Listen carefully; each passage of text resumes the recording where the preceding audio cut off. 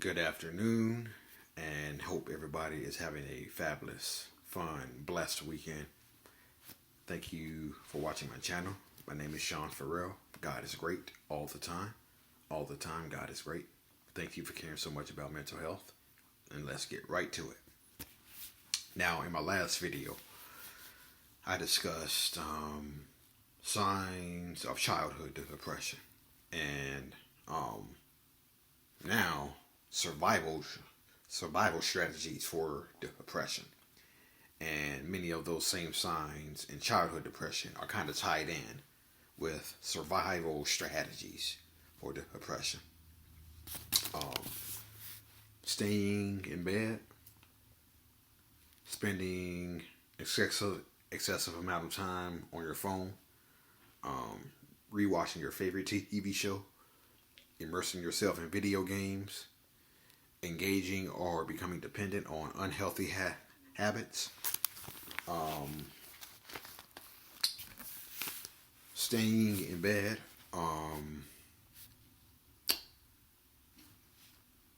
it's the only place you feel safe, especially when you're feeling suicidal. Um, this is when I was younger. That's pretty much all I did was just work and stay in bed, go to work, sleep all day, and when the weekend came, I just slept all weekend. I just stayed in bed the whole weekend. I just stayed in bed the entire weekend. Um, so yeah, that was one of my survival strategies when um when I was younger. Um, and yeah, when you feel suicidal, yeah, when you feel suicidal, like I have, some days, yeah, it can be a survival strategy, and it's only rougher for a person like me who wakes up at 3:15 every morning, Monday through Friday.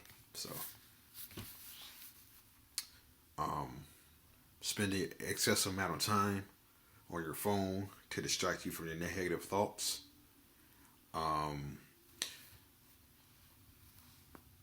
I'm still kind of like this, spending excessive amount of time on your phone, but slowly, very slowly, I've come to realize that there's nothing to look at, and I only pay attention to a few things like mental health, of course, NFL football, and only a few other things. So I would say slowly but surely, I'm getting better at not spending excessive amount of time on my phone because other than a couple of things that I even look at, there's really nothing to look at. So yeah, um, re-watching your favorite TV show gives you a sense of comfort and familiarity. Now I can speak on this because I had several shows in the 90s when I was coming up in the 90s that I really enjoyed. And one of those shows was Ghost Rider. One of those shows was Ghost Rider. And I recently YouTubed some of those episodes, and they have all of the episodes on YouTube. And so I can tell you with certain that when I watched those Ghost Rider episodes of 93, 94, 95, I can tell you this with certainty because I know I felt it. Um, it felt like I was really living in the 90s. I was really living in the 90s for 25 minutes or however long the episode was. For those 25 minutes, I was truly living in 1993 because that's what it felt like watching that TV show. I felt like I was truly living in 1993 again. So, rewatching your favorite TV show gives you a sense of comfort and familiarity.